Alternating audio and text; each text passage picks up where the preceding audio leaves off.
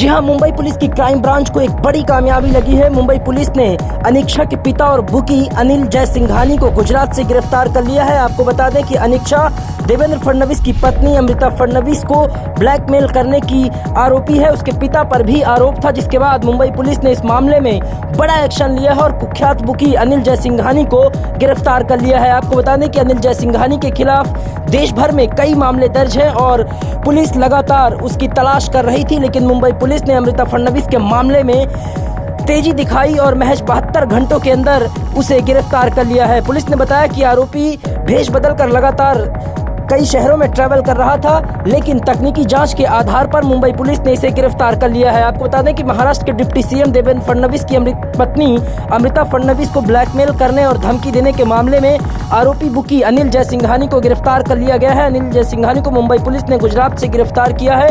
अमृता फडणवीस ने ब्लैकमेलिंग और धमकी देने के आरोप में डिजाइनर अनिक्षा और उसके पिता अनिल जयसिंघानी पर केस दर्ज कराया था। अनिक्षा पहले ही गिरफ्तार हो चुकी है। अमृता फडणवीस ने पिछले महीने की 20 तारीख को डिजाइनर अनिक्षा जयसिंघानी और उसके पिता अनिल के खिलाफ मालाबार हिल स्टेशन में एफआईआर दर्ज कराई थी। अमृता फडणवीस ने आरोप लगाया था कि अनिक्षा ने अपने पिता के साथ मिलकर उनको धमकी दी है और उनके खिलाफ साजिश रची। वहीं महाराष्ट्र के उप मुख्यमंत्री देवेंद्र फडणवीस ने भी इस बारे में जानकारी दी थी। उन्होंने बताया था कि अनिक्षा ने अमृता का पहले विश्वास जीता। अनिक्षा ने अमृता को अपने पिता के बारे में जानकारी दी। उसने दावा किया कि उसके पिता को फर्जी केसों में फंसाया गया है। उसने इस मामले में अमृता से मदद मांगी थी। देवेंद्र फडणवीस ने कहा था कि अनिक्षा ने अमृता से कहा कि अगर वह उसके पिता के केस वापस करवा देगी तो उन्हें 1 करोड़ रुपए देगी। तो इस पूरे मामले में मुंबई पुलिस ने बड़ा एक्शन लिया। ये सुनते हैं क्या कहना है मुंबई पुलिस के अधिकारियों का। कांटेक्ट में था और इस पर कितने केसेस अब तक रजिस्टर्ड है, क्या क्रिमिनल बैकग्राउंड है पूरा?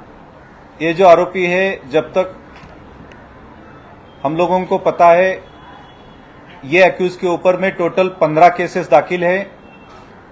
उसमें से बहुत सारे केसेस में ये वांटेड है और किस किस के संपर्क में था और कहां कहां पे गुने किए हैं, इसके बारे में जांच में सामने आ जाएगा। इस आरोपी की आगे की जांच पड़ताल जो मलबार हिल पुलिस स्टेशन है वहां पे गुना रजिस्टर है, उस गुने के जो आईओ है उनको क्राइम ब्रांच ये जो आरोपी पकड़े हैं उन सबको उनको हैंडओवर करेगा और ये गुने की तपास में आगे इसमें कौन कौन इन्वॉल्व है, क्या है, उनका सारा तपास जो तपासी अधिकारी है मलबार हिल पुलिस स्टेशन के वो करेंगे। हम 13 तारीख से ही आपको इसके बारे में बता सकते हैं। उसके पहले वाला डेटा एनालिसिस चालू है। 13 तारीख को उसका लोकेशन शिरडी था। उसके बाद में 14 से उसका जो अस्तित्व है वो हमें भरूच में पाया गया है।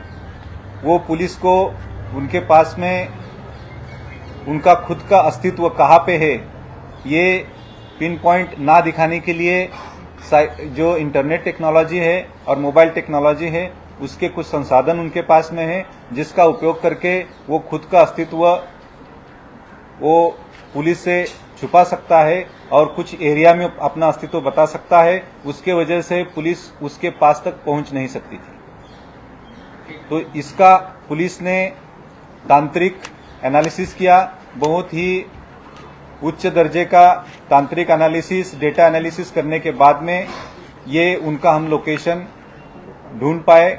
और जो आप डॉजिंग की बात कर रहे थे, इनको पुलिस के साथ में किस टाइप से फंसाया जा सकता है, उनको गुंगारा दे सकते हैं, उनके बारे में उनको बहुत सारी जानकारी है। तो वो जैसे पुलिस आती थी उसके पहले वो निकल जाते थे।